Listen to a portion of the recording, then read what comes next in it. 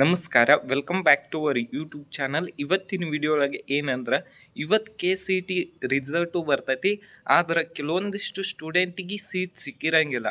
ಮತ್ತು ಇನ್ನೂ ಕೆಲವೊಂದಿಷ್ಟು ಸ್ಟೂಡೆಂಟ್ಸಿಗೆ ತಮಗೆ ಬೇಕಾಗಿರುವಂಥ ಕಾಲೇಜ್ದೊಳಗೆ ಸೀಟು ಸಿಕ್ಕಿರಂಗಿಲ್ಲ. ಅದಕ್ಕೆ ಏನು ಮಾಡ್ಬೇಕಂದ್ರೆ, ನೆಕ್ಸ್ಟ್ ರೌಂಡಿಗೆ ಏನೈತಲ್ಲ ಪಾರ್ಟಿಸಿಪೇಟ್ ಮಾಡಬೇಕಾಗ್ತೈತಿ. ಯಾಕಂದ್ರೆ ಇನ್ನೂ ನೀಟ್ ರಿಸಲ್ಟ್ ಬಂದಮೇಲೆ ಕಟ್ ಆಫ್ ಅಂತೂ ಕಡಿಮೆ ಹೋಗೋ ಚಾನ್ಸಸ್ ಇರ್ತೈತಿ.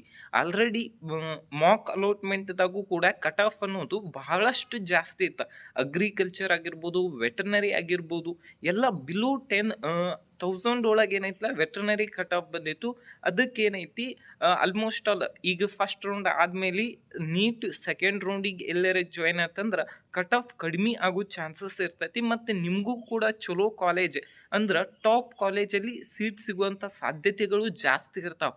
ಅದಕ್ಕೆ ಈಗ ಇನ್ನೂ ಗಡಬಡಿ ಮಾಡಬೇಡ್ರಿ. ಯಾಕಂದ್ರೆ ನೀವು ಎಷ್ಟು ಅರ್ಜೆಂಟ್ ಮಾಡ್ತಾರಲ್ಲ, ನಿಮ್ಮ ಸೀಟ್ ಅಂದ್ರೆ ಚಲೋ ಕಾಲೇಜ್ದಾಗ ಸೀಟನ್ನು ಮಿಸ್ ಮಾಡ್ಕೋಬೋದು. ಅದಕ್ಕೋಸ್ಕರ ಸಮಾಧಾನವಾಗಿ ಆಪ್ಷನ್ ಎಂಟ್ರಿ ಮಾಡಿರಿ.